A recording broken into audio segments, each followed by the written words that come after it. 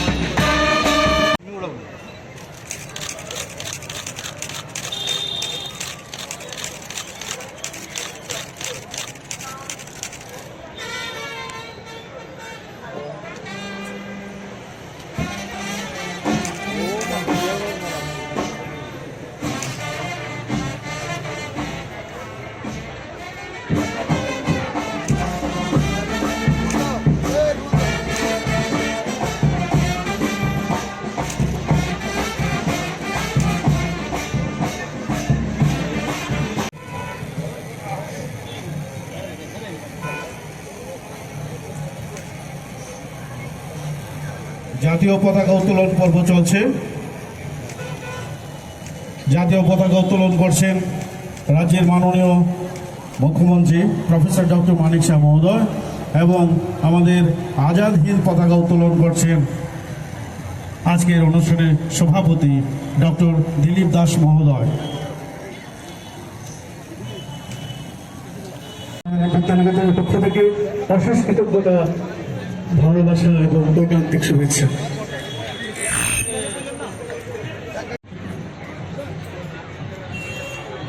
প্রথমে বরণ করে নেওয়া হবে রাজ্যের মাননীয় মুখ্যমন্ত্রী প্রফেসর। ২৫তম জন্মজয়ন্তী উৎসব উপলক্ষে সবাইকে হার্দিক অভিনন্দন ও শুভেচ্ছা জানাচ্ছি। এখানে বিস্তারিত আলোচনা রেখেছেন কবে থেকে এখানে নেতাজি সুভাষ বিদ্যানিকেতনের এই যে র্যালি, বর্ণাঢ্য র্যালি কবে থেকে শুরু হয়েছে, 1951 সাল থেকে এটা শুরু হয়েছে, এখনও সেটা ধারাবাহিকতা বজায় রেখেছে। এবং আমরা ছোটোবেলার থেকে আমরা আমি না শুধু সারা ত্রিপুরাবাসী, আগরতলাবাসী বসে থাকতো এই র্যালি দেখার জন্য। আজকেও কিন্তু তার ব্যতিক্রম হবে না আশা করি। এখানে আমাদের সুভাষচন্দ্র বসু ভারতের স্বাধীনতা সংগ্রামের ইতিহাসে যদি স্মরণ করতে হয়, চিরস্মরণীয় যিনি কিংবদন্তি নেতা, যদি আমরা এক কথাই বলি, তিনি হচ্ছেন আমাদের সুভাষচন্দ্র বসু। এবং এইরকম একজন উজ্জ্বল এবং মহান চরিত্রের ভারতের স্বাধীন আন্দোলনে আমরা কিন্তু খুব কমই দেখতে পাই। এবং যেভাবে উনি এই ভারতকে স্বাধীন করার জন্য নিজের জীবন যেভাবে উৎসর্গ করেছেন, যেভাবে কাজ করেছেন, সারা ভারতবর্ষে প্রতিটা ব্যক্তি, বিশেষ করে বাঙালিদের মধ্যে উনি কিন্তু একটা হৃদয়ের স্থান নিয়ে নিয়েছেন। আমরা জানি যে সুভাষচন্দ্র বসু কংগ্রেস দল থেকে বেরিয়ে ফরওয়ার্ড ব্লক নামে একটি রাজনৈতিক দল প্রতিষ্ঠা করেছিলেন। উনি একমাত্র ব্যক্তি যিনি বলেছিলেন, দাবি করেছিলেন যে পূর্ণ স্বাধীনতা। ব্রিটিশ কর্তৃপক্ষ ওনাকে 11 বার কারারুদ্ধ করেছিলেন, কিন্তু ওনাকে কোথাও আটকে রাখতে পারেননি। আমরা সবাই জানি এরকম একজন বীর পুরুষ। আমরা ছোটবেলার থেকে ওনার যে বীর গাথা আমরা শুনে আসছি, বারবার ওনার সম্পর্কে জানতে আমাদের ইচ্ছা হয়। এখানে যারা নতুন জেনারেশনের যারা ছেলে মেয়েরা আছে, আমি ওনাদেরকে বলবো নেতাজি সুভাষচন্দ্র বোস সম্পর্কে বেশি করে আরও জানুক। এবং আমরা এই ভারতবর্ষকে মাননীয় প্রধানমন্ত্রী নরেন্দ্র মোদীজি যেভাবে ভারতকে সামনের দিকে এগিয়ে নিয়ে যাওয়ার চেষ্টা করছেন, তবেই সম্ভব হবে এরকম একজন বীর নেতা সম্পর্কে যদি আমরা বেশি করে জানি। ওনার যে চির অমর উক্তি আমাদের এখনও সবাই প্রতিটা ঘরে ঘরে আমরা এখনো মনে করি এবং মনে রাখি, সেটা হচ্ছে তোমরা আমাকে রক্ত দাও, তোমরা আমাকে রক্ত দাও, আমি তোমাদের স্বাধীনতা দেব। এখনো কিন্তু সেটা আমরা বারবার এটা চিরস্মরণীয় হয়ে থাকে আমাদের মনে। দ্বিতীয় বিশ্বযুদ্ধ যখন ঘোষিত হওয়ার পরে যখন দেখলো যে ব্রিটিশদের একটা দুর্বলতার জায়গা আছে, তখন উনি সোভিয়েত ইউনিয়ন, জার্মান এবং জাপানে উনি ভারত থেকে তিনি সেখানে চলে যান, সেই বিষয়ে আমাদের জানা আছে। এবং মেইন উদ্দেশ্য কী ছিল, যে এই সুযোগকে সদ্ব্যবহার করে যদি ব্রিটিশকে ভারত থেকে তাড়িয়ে দেওয়া যায়, ওদের বিরুদ্ধে যদি আমরা যুদ্ধ ঘোষণা করি, তবে সেটা সম্ভব হবে। এবং জাপানিদের সহযোগিতায় উনি আজাদ হিন্দ ফৌজ পুনর্গঠন করেন এবং সেখানে মূলত যারা যুদ্ধবন্দী ছিল ভারতীয়, সেই সব জায়গার মধ্যে সমস্ত সাউথ ইস্ট এশিয়া, সিঙ্গাপুর সহ সমস্ত জায়গায় যারা কর্মরত ছিলেন তাদেরকে নিয়ে এই আজাদ হিন্দ ফৌজ উনি তৈরি করেন। বলতে গেলে ভারতের প্রথম যে সরকার, বলতে গেলে উনার নেতৃত্বে, উনার মানে প্রধান হিসাবে এই আজাদ হিন্দ সরকার সেখানে গঠিত হয়েছিল।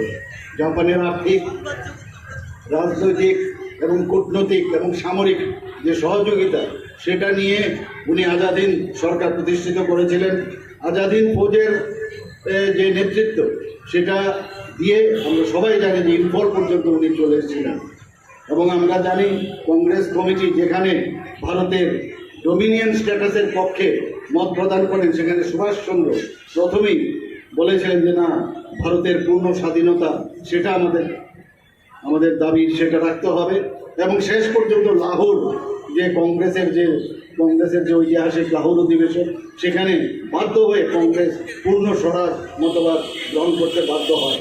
কিন্তু দুঃখের বিষয়, যখন জাপানে আমাদের এই নেতাজি সুভাষচন্দ্র বসু জাপানের সহযোগিতায় ভারতে এই ব্রিটিশকে উৎখাত করার জন্য চেষ্টা করছিলেন, কিছু আমরা জানি আমাদের কিছু নেতা এবং কিছু পার্টির লোক, তাদের বলার নামটা আমি এখানে নাই নিলাম, ওনাকে বলা হয়েছে তেজর কুকুর। এই কথা আমরা সবাই জানি। আজকে নেতাজি সুভাষচন্দ্র বসু একজন, আমরা দেখতাম সবসময় যে আপোষহীন একজন যোদ্ধা। উনি আজকে তরুণ, বিশেষ করে যুব সমাজ যারা আছে, তাদের কাছে একটা প্রেরণা। এবং আগামী দিন যে ওনার আদর্শ, তার জীবন কর্মধারা এবং ওনার যে দেশপ্রেম, সেটা আমাদেরকে এবং বিশেষ করে যারা যুব সমাজ আছে তাদেরকে আরও বেশি উপলব্ধি করার প্রয়োজন আছে। এবং সেটাকে অনুপ্রেরণা, ওনার যে জীবনে যা করেছেন সেটা অনুপ্রেরণা দেবে। আমরা নেতাজি সুভাষ বিদ্যানিকেতন আমরা জানি একটা পরিচিত স্কুল, এবং বহু কৃতি ছাত্রছাত্রী এখান থেকে বেরিয়ে শুধু ত্রিপুরাতে নয়, ভারতবর্ষে এবং বিদেশেও তারা একটা বিশেষ একটা জায়গায় স্থান নিয়েছে। আর এই স্কুলের সবচেয়ে বড় যে বিষয়, শৃঙ্খলা এবং খেলাধুলার থেকে আরম্ভ করে সাংস্কৃতিক চর্চা ও নানা বিষয়ে এই স্কুল ছাত্রছাত্রীদের সুনাম রয়েছে। এমন একজনের নামে এই স্কুলটি, যিনি আমাদের তরুণ যুব সমাজের কাছে একজন আদর্শ মনীষী ও পথপ্রদর্শক। তিনি দেশপ্রেমিক বীর নেতাজি সুভাষচন্দ্র বসু। এতদিন ধরে আমরা দেখেছি নেতাজি সুভাষচন্দ্র বোসকে উনার যে প্রাপ্য যে সম্মান, সেটা কিন্তু আমরা দেখতে পাইনি আগের সরকারকে। কিন্তু মাননীয় প্রধানমন্ত্রী যখন আসলেন এবং উনার নেতৃত্বে আমাদের যে সরকার, বর্তমান সরকার বিজেপি গভর্নমেন্ট, ওনাকে প্রাপ্য সম্মান সেটা দিয়েছে। আমি যাতে Indian get in the national capital in September 2022 সেটা মোদিজি ইনোগ্রেট করেছিলেন। শুধু তাই নয়, আমরা এটাও জানি যে model of the propose memorial dedicated to Netaji Subhashchandra Basu Andaman এবং নিকোবরে, সেখানে ভার্চুয়ালি উনি সেটা উদ্বোধন করেছিলেন। আমরা 2021 যে প্রাপ্য সম্মান ওনাকে দেওয়ার দরকার, 2021-এ আজকের যে ওনার জন্মদিন, সেটাকে একমাত্র মাননীয় প্রধানমন্ত্রীজির নেতৃত্বাধীন যে সরকার, ওনার এই দিনটিকে স্মরণ রাখার জন্য নাম দিয়েছেন পরাক্রম দিবস। সবাইকে আজকের এই পরাক্রম দিবসে নেতাজি সুভাষচন্দ্র বসুর জন্মদিনে এখানে উপস্থিত সবাইকে হার্দিক অভিনন্দন শুভেচ্ছা জানিয়ে আমার বক্তব্য শেষ করছি। এখানে যারা উপস্থিত আছেন আজকে আশা করি সুন্দরভাবে ওনাদের সুশৃঙ্খলভাবে এই যে বর্ণাঢ্য যে র্যালি সেটা সুন্দরভাবে হবে এবং সবাইকে ধন্যবাদ জানিয়ে আমার বক্তব্য শেষ করছি। জয় হিন্দ। একটু অনুরোধ করব একটু এখানে এসে যোগাযোগ করার জন্য। করেছে তার নেতাজি সুভাষচন্দ্র বসু আধ্যাত্মিক মনোভাবের প্রতিফলন তুলে ধরেছে। নেতাজি শুধুমাত্র একজন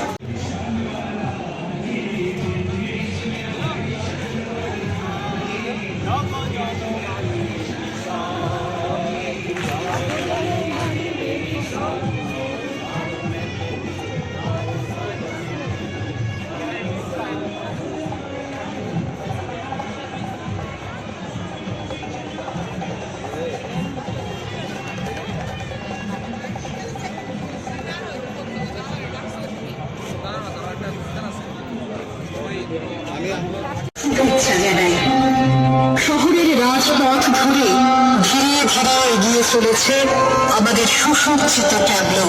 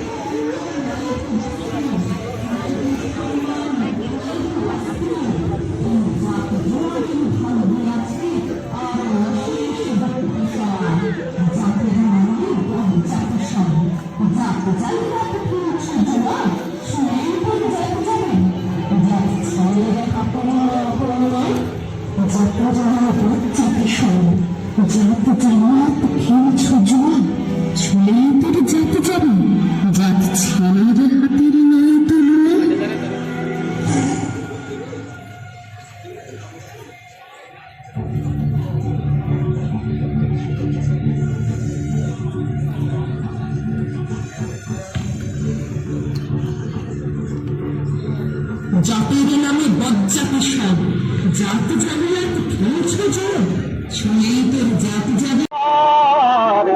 রাজা ছিল বলের রাজা ছিল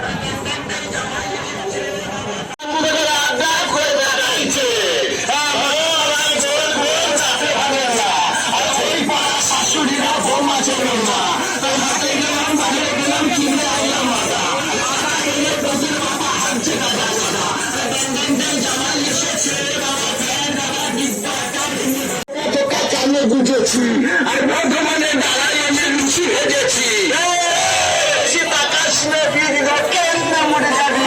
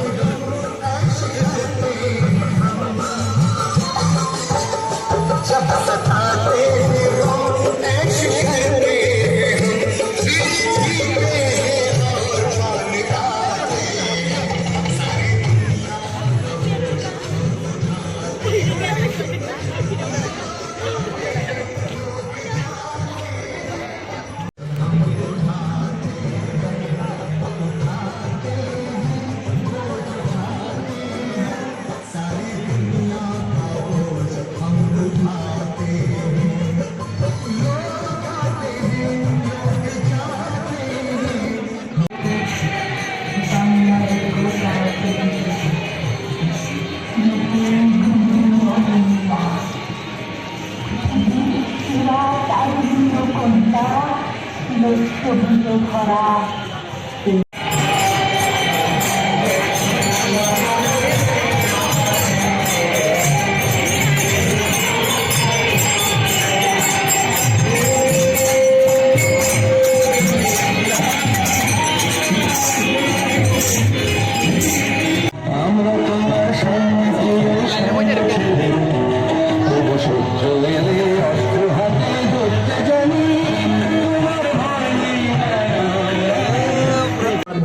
ওরফে গোপাল পাঠা প্রায় 1000 যুবক নিয়ে এই বর্বরতার বিরুদ্ধে সশস্ত্র প্রতিরোধ গড়ে তোলে। আজকে এই শুভ দিনে ঋষি অরবিন্দের ভাতৃষ্য